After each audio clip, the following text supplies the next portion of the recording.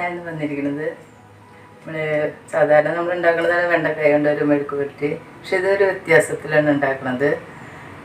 അപ്പോൾ എൻ്റെ ഈ ചാനൽ ആദ്യമായിട്ട് കാണുന്നതെന്ന് വെച്ചാൽ സബ്സ്ക്രൈബ് ചെയ്യാനും ഷെയർ ചെയ്യാനും മറക്കരുത്. ഇനി നമുക്കിതിലേക്ക് എന്തൊക്കെ സാധനങ്ങൾ വേണ്ടതെന്ന് നോക്കാം. അതിന് ഞാൻ എടുത്തിരിക്കുന്നത് ഒരു വെണ്ടക്കായ, അത് മൂക്കാത്തൊരു വെണ്ടക്കായകളാണ്. അതൊരു 250 ഗ്രാം ഉണ്ട്. പിന്നെ 2 ചെറിയ തക്കാളിയും, പിന്നെ 2 പച്ചമുളക്. പച്ചമുളക് ചെറുതൊരു 4-5 എടുത്തിട്ടുണ്ട്. പിന്നെ കുറച്ച് ജീരകം, പിന്നെ 2 സബോള ചെറുതായതുകൊണ്ട് 2 സബോള, പിന്നെ കുറച്ച് കറിവേപ്പില, മഞ്ഞൾപ്പൊടി, 1/2 സ്പൂണ്, മുളക് പൊടി. പച്ചമുളക് അധികം എരിവില്ലെങ്കിൽ 1 സ്പൂൺ അല്ലെങ്കിൽ 1/2 സ്പൂൺ എടുത്താൽ മതി. പിന്നെ ഉപ്പ്, കുറച്ച് മല്ലിയില, കുറച്ച് കാശ്മീരി മുളക്. ഇത്ര കാര്യങ്ങളാണ് നമുക്കിതിന് വേണ്ടത്. നമുക്ക് ആദ്യം ചെയ്യേണ്ടത് വെണ്ടക്കായയുടെ ഈ തലയുടെ ഭാഗം വെട്ടി കളഞ്ഞ് ചെറിയ ചെറിയ വട്ടത്തിൽ കഷ്ണങ്ങളായിട്ട് അരിയുക. എന്നിട്ടത് വെളിച്ചെണ്ണയിൽ വറുക്കുക ചെയ്യുന്നത്. അത് നമുക്ക് ആദ്യം കാണിച്ചു തരാം.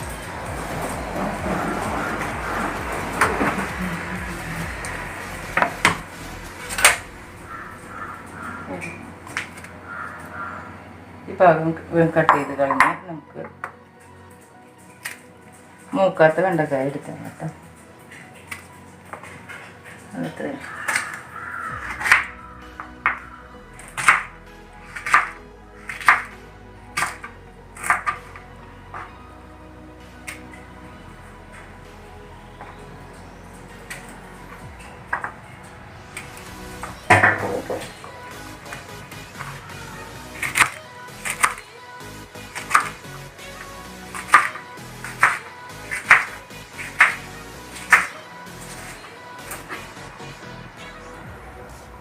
നമ്മുടെ വെണ്ടക്കായ നോക്കിയിട്ടുണ്ട്.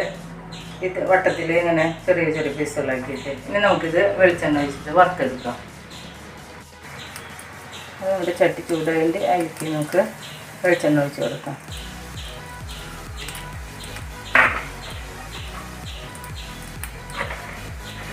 അവിടെ വെളിച്ചെണ്ണ ചൂടായതിൻ്റെ ഇനി അതിലേക്ക് നമുക്ക് വെണ്ടക്കായ ഒഴിച്ച് കൊടുക്കാം.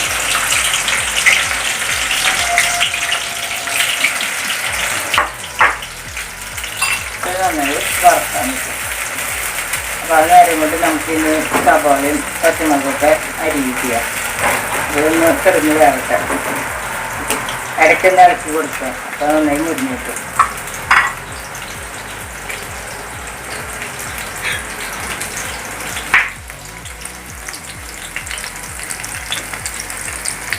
സവാള അരിയുമ്പോൾ ചെറുതായിട്ട് കൊത്തി അരിഞ്ഞാൽ മതി, നീളത്തിൽ അരിയണ്ട.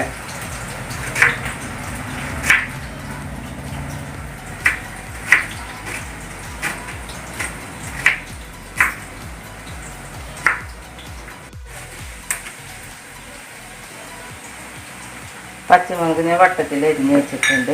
ഇത് മല്ലിയില അരിഞ്ഞ് വെച്ചത്, പിന്നെ തക്കാളി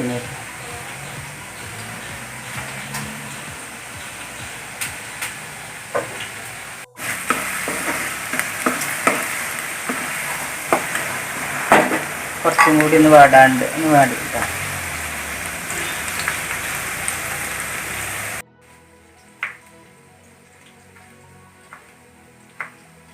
നമ്മുടെ വെണ്ടക്കായ വറുത്തെടുത്ത് ഇനി അത് വെളിച്ചെണ്ണയിൽ പോരാം.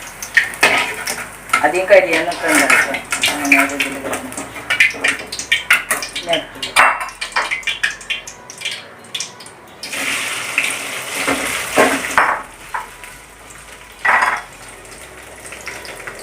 നമ്മുടെ വെണ്ടക്കായ വറുത്ത് വെച്ചു. പിന്നെ ആവശ്യം ചെയ്തിട്ടില്ല കുറച്ച് വെളിച്ചെണ്ണ ഒഴിച്ച് നമുക്കിനി ജീരകം, നല്ല ജീരകം കുറച്ചിട്ട് പൊട്ടിക്കാം. ഇനി നമുക്ക് സബോള ഇടാം.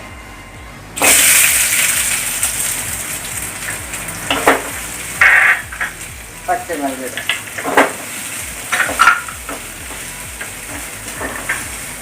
ഒന്ന് വാടട്ടെ. കുറച്ച് ഉപ്പ് പൊടി ഇട്ടിട്ട് വേഗം വറുക്കാൻ പറ്റും.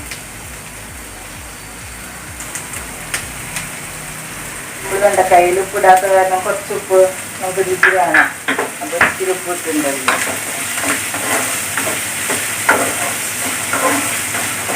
ഒന്ന് വാടിയിട്ട് നമുക്ക് പിന്നെ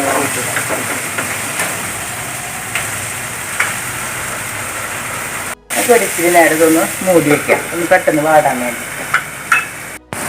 നമുക്ക് ഈ വറ്റൽമുളക് വെച്ചിട്ടില്ലേ അതിലിടാം. കറിവേപ്പിലിട്ട് കൊടുക്കാം. ഒന്നുകൂടി ഒന്ന് വാടിക്കോട്ടെ.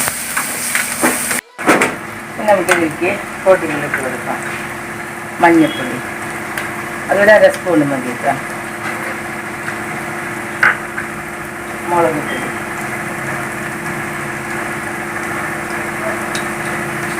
കാശ്മീരി മുളക് പൊടി 1/2 സ്പൂൺ മതി, അതിട്ട് കൊടുക്കാം.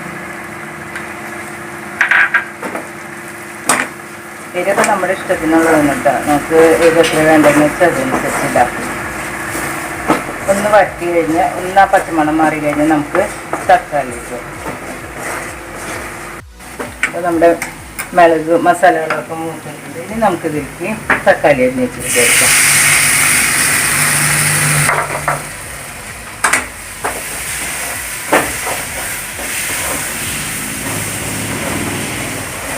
കുറച്ച് വെള്ളം ഒഴിച്ചിട്ട് നമുക്ക് ഈ തക്കാളി ഒന്ന് വാട്ടാൻ വയ്ക്കാം.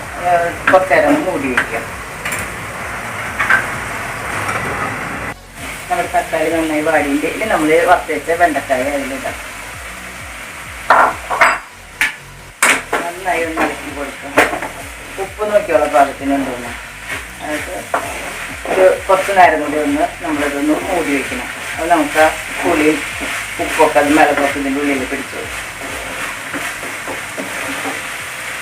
നമുക്ക് ആ നേരത്ത് നമ്മുടെ ഈ മല്ലിയില അരിഞ്ഞിട്ടില്ല അതും കൂടി ഇട്ട് കൊടുത്തൊന്ന് മൂടി വയ്ക്കാം.